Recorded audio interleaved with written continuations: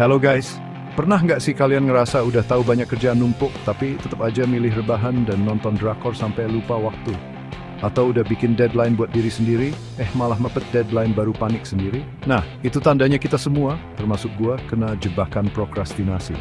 Gue yakin banget, hampir semua orang pernah ngerasain yang namanya prokrastinasi. Rasanya tuh kayak ada bisikan setan gitu, yang bikin kita lebih milih nge-scroll TikTok berjam-jam daripada ngerjain tugas yang udah nunggu. Padahal kita tahu banget kalau kelamaan nunda-nunda itu nggak baik, bisa bikin stres, kerjaan jadi numpuk, dan yang paling parah, bisa bikin kita gagal ngeraih mimpi. Nah, di video kali ini, gue mau ngasih tahu kalian beberapa tips jitu buat ngatasi prokrastinasi dan nge-boost motivasi, biar kita semua bisa lebih produktif. So, stay tuned and let's beat procrastination together.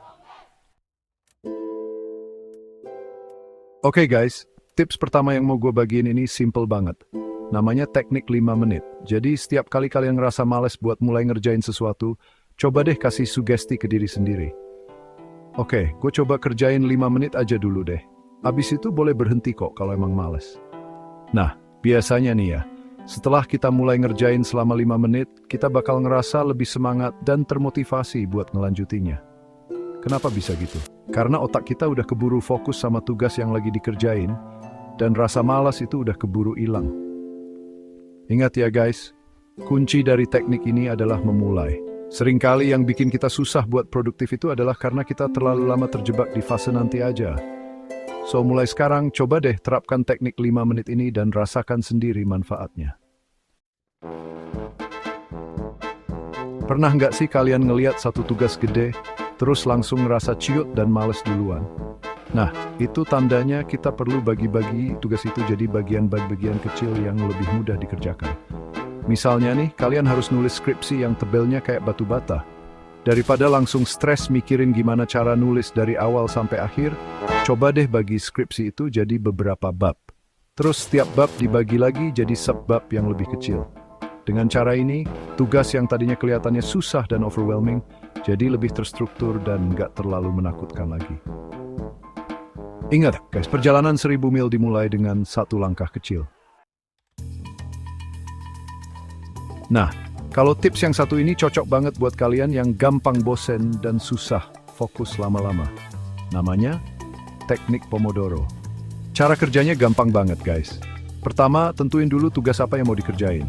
Terus, set timer selama 25 menit dan fokus kerjain tugas itu sampai timernya bunyi. Ingat, selama 25 menit itu nggak boleh ada distraksi sama sekali ya. Setelah 25 menit, kalian boleh istirahat selama 5 menit. Habis itu, ulangi frame plus saya sih. Dan setelah itu, bisa lebih lama, sekitar 15-30 menit. Gimana, gampang kan?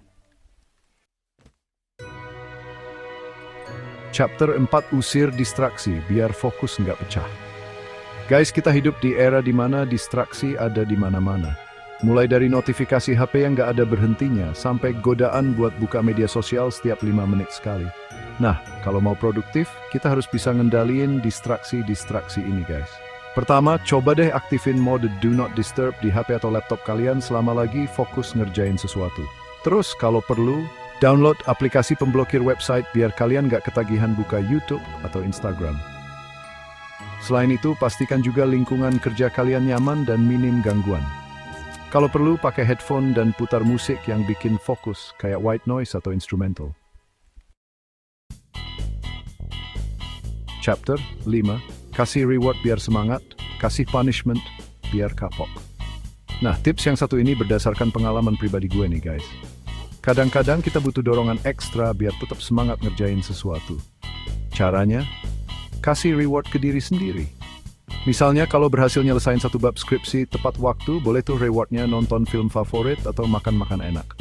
Sebaliknya, kalau sampai deadline tapi tugasnya belum kelar juga, kasih punishment ke diri sendiri kayak nyumbang ke kotak amal atau nggak boleh buka media sosial seharian. Intinya, ciptain sistem reward and punishment yang efektif buat kalian sendiri. Yang penting, konsisten dan disiplin ya. Kadang-kadang kita terlalu fokus sama hasil akhir sampai lupa buat nikmatin prosesnya. Padahal proses itu nggak kalah pentingnya guys. Nah, mulai sekarang, coba deh ubah mindset kalian. Daripada mikirin, Aduh, gua harus selesaiin skripsi ini cepet-cepet. Coba deh ubah jadi, oke, hari ini gua fokus ngerjain bab 1 dulu deh. Ingat, perjalanan 1000 mil dimulai dengan satu langkah kecil. Dengan fokus ke proses, kita jadi nggak gampang ngerasa terbebani dan putus asa. Ismabel Sandling. Percaya deh, ngerjain sesuatu sendirian itu kadang bikin jenuh dan cepet nyerah. Nah, makanya penting banget buat punya support system, guys. Coba deh cari teman atau mentor yang bisa diajak diskusi, saling ngasih semangat, atau bahkan saling ngehukum kalau ada yang ketahuan prokrastinasi. Selain itu, kalian juga bisa ikutan komunitas online atau offline yang sesuai dengan minat dan tujuan kalian. Dengan punya support system yang solid, kalian jadi lebih termotivasi dan gak gampang nyerah waktu ngejar mimpi. Ingat, bersatu kita raih tuh.